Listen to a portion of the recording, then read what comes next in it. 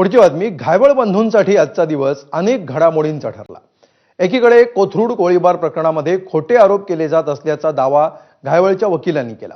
दुसरीकडे निलेश घायवळला अमरावतीच्या तुरुंगातून बाहेर काढण्यासाठी आमदार रोहित पवारांनी मदत केल्याचा दावा घायवळच्या मामांनी केला। तिसरीकडे पुणे पोलिसांनी घायवळ बंधूंवर खंडणी प्रकरणी गुन्हा दाखल केला। पाहूया हा रिपोर्ट।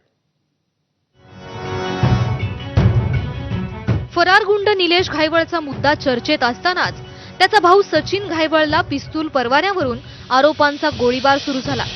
आधी घायवळला परवाना देणारे गृहराज्यमंत्री योगेश कदम अडचणीत आले।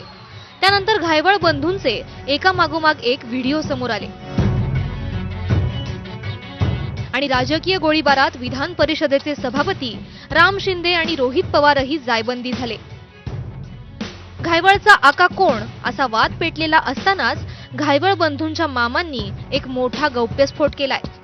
शरद पवारांच्या राष्ट्रवादीचे आमदार रोहित पवारांनीच निलेश घायवळला अमरावती जेलमधून बाहेर काढण्यासाठी प्रयत्न केले होते असा दावा घायवळच्या मामांनी केलाय। हे निलेश घायवळवर आणि सचिन घायवळवर जे काय चाललंय सध्या हे सगळं खोटं आहे। त्यांचा काही कुठेही संबंध नाही। सचिन सरचा तर त्याला इकडे जिल्हा परिषदला उभा राहायचे आमच्या इकडे खरडा गटातून ती सीट आमचं 101% आमच्या आम्हाला माहिती आहे, म्हणून त्यांना तकलीफ व्हायला लागली। ते काय बी खोटनाटक करायला ह्यांना बंद केलं म्हणजे मग आपण घेणार।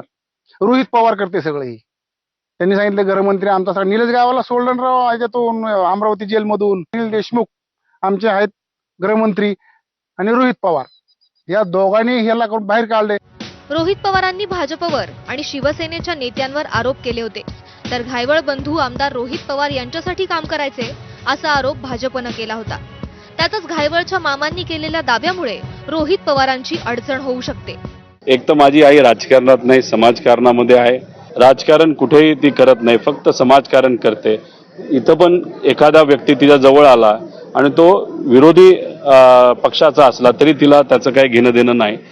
माझ्या आईचा फोटोचा नाही तर व्हिडिओचा वापर करून तुम्ही जर गलिच्छ राजकारण करत असाल त्याचा एकच अर्थ निघतो, मला समोर जायला कुठेतरी भाजप घाबरते।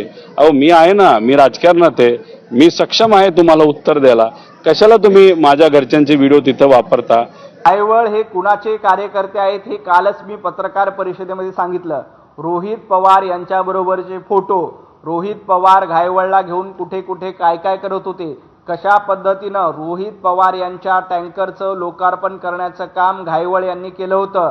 घायवळ यांच्या व्यासपीठावर देखील होते।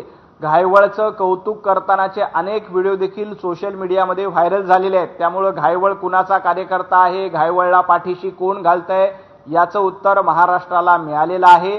दुसरीकडे पुणे पोलिसांनी सुद्धा घायवळ कुटुंबियांच्या मुसक्या आवळायला सुरुवात केली आहे। परदेशात पळून गेलेल्या निलेश घायवळ पाठोपाठ आता त्याचा भाऊ सचिन घायवळवर कोथरूड पोलीस ठाण्यात खंडणी वसुलीचा गुन्हा दाखल करण्यात आलाय।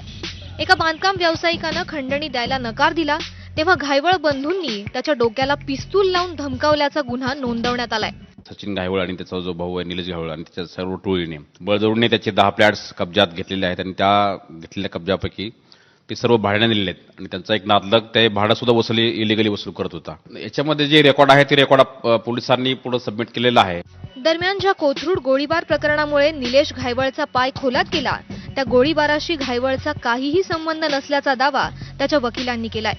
माध्यमांच्या दबावानं नाव घेतलं का याचा तपास करण्यासाठी रिट पिटिशन दाखल केली आहे।